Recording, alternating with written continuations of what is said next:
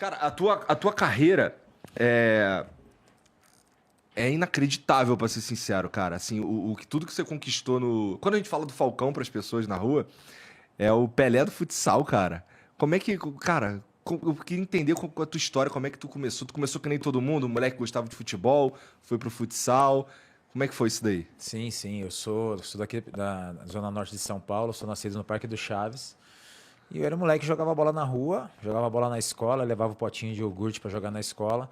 Nunca imaginei que tinha time para jogar, não tinha informação nenhuma. Eu era um menino que jogava ali, a molecada da rua com 15, 12 anos, eu com 6 anos jogava bola para cima para dar bicicleta no asfalto e Eita. eles mandavam fazer de novo. Eu falei, esse cara tá me zoando, eu tô treinando, né? E sempre tive essa facilidade. 6 anos é bom que não se quebra, né? Não se quebra nada. E sempre que eu jogava com o pessoal mais velho, destacava, fazia muitos gols, acompanhava meu pai, que Falcão vem do meu pai, né? Meu pai jogava na Várzea em São Paulo, ele era meio que o cara da Várzea, e comparavam ele com Falcão. E como eu acompanhava meu pai desde cedo, chamavam de Falcãozinho. E com 9, 10 anos, meu pai começou a me colocar para jogar com os adultos. E eu sempre fazendo uma diferença muito grande. Aí, com 12 anos, um amigo do meu pai tinha um filho que era federado no Guapira, aqui no Jaçanã. Me chamou para fazer uma semana de testes. Eu fui para ficar uma semana, mas no primeiro treino eu já arrebentei.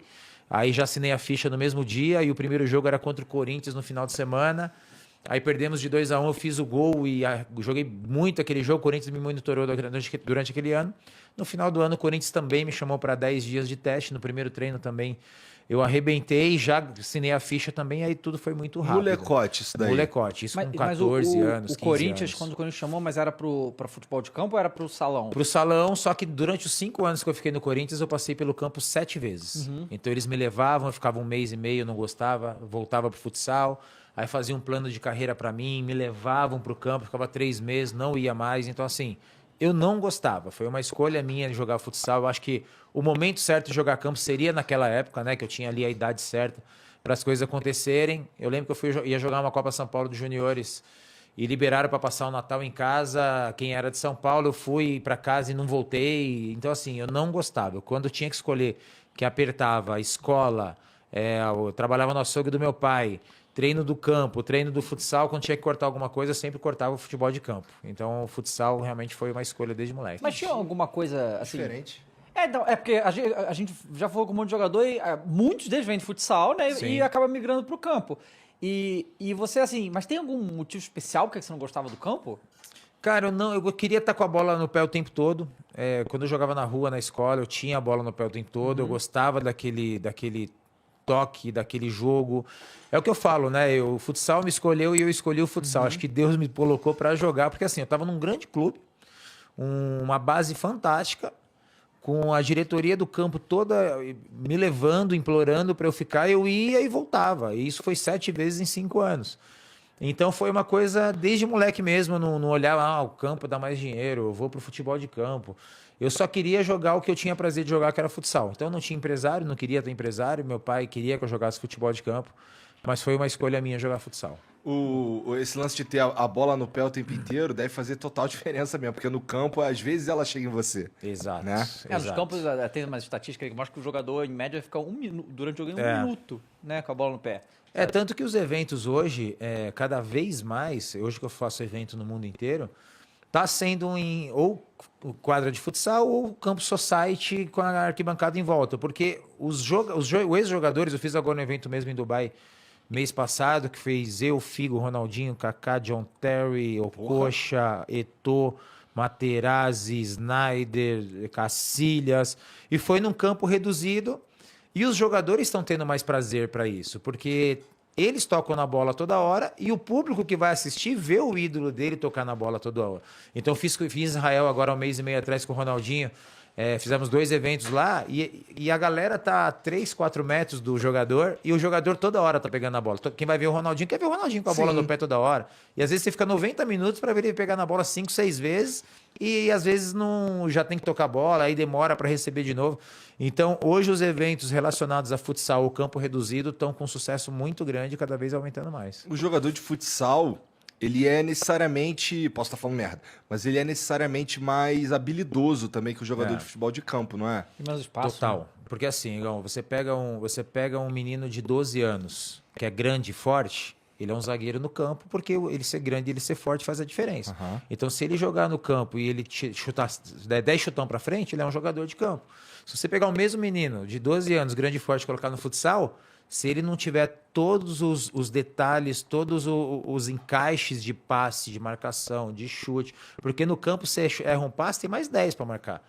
No futsal você tem que desarmar e criar a jogada de ataque. Você tem que receber a bola e tocar. Só que em 1 minuto você recebe a bola 5, 6 vezes. Porque só tem 4 para tocar no espaço de 35 metros.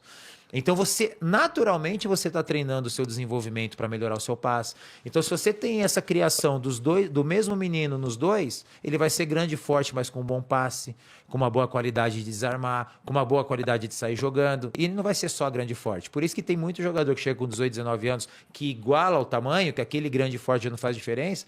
O cara não dá certo, porque ele não tem os fundamentos. Aham. E isso faz muita diferença. Os fundamentos do futsal você aprendeu lá no Corinthians, então. Comecei no Guapira aqui, já jogava futsal na escola, com meu pai, nos lugares que eu ia, mas a minha trajetória de crescimento foi do Guapira pro Corinthians. A habilidade nasceu contigo, cara? Habilidade é dom. Eu falo para todo mundo, habilidade é um dom que você tem que treinar todos os dias, que eu até falo, que senão todo mundo seria habilidoso, era só treinar. Então a habilidade é um dom porque o corpo reage em situações que é natural. Então você dominou, a bola subiu, bicicleta. O cara abriu a perna, caneta. Então você vê que são poucos jogadores que têm esse raciocínio. Aham. Tem aquele semi-habilidoso que eu falo, que o cara treina uma pedalada, ele vai tirar, vai chutar. E tem o corpo reagir, que eu falo do Ronaldinho, que eu falo do Messi. É o que eu tentei fazer nas quadras, de trazer o lado, de brincar com os amigos para o lado profissional. Então acho que foi a grande diferença da minha carreira, de chegar onde eu cheguei mesmo no esporte não tão divulgado, foi de trazer a brincadeira de criança para o lado profissional. Então eu sempre tive que entrar na tática do treinador, eu sempre tive que treinar fisicamente, mas dentro de todo o contexto do jogo, a habilidade fazia a diferença. Então a habilidade é um dom. E você, quando é que foi que você estreou do profissional em futsal? Com 17 anos. Com Pelo 17 Corinthians anos. também? Pelo Corinthians. Eu era do juvenil, na época não era sub-20, era juvenil que se dizia. E são 3 anos da categoria. Quando eu entrei no final do primeiro ano para o segundo ano, eu já fiz alguns amistosos.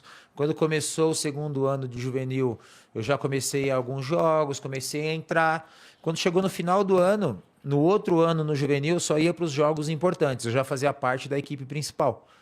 Então, as coisas aconteceram muito rápido para mim no futsal. E como é que é, assim, porque aqui no Brasil a gente é futebol, né, de campo. Claro. É o que todo mundo vê, o que é divulgado.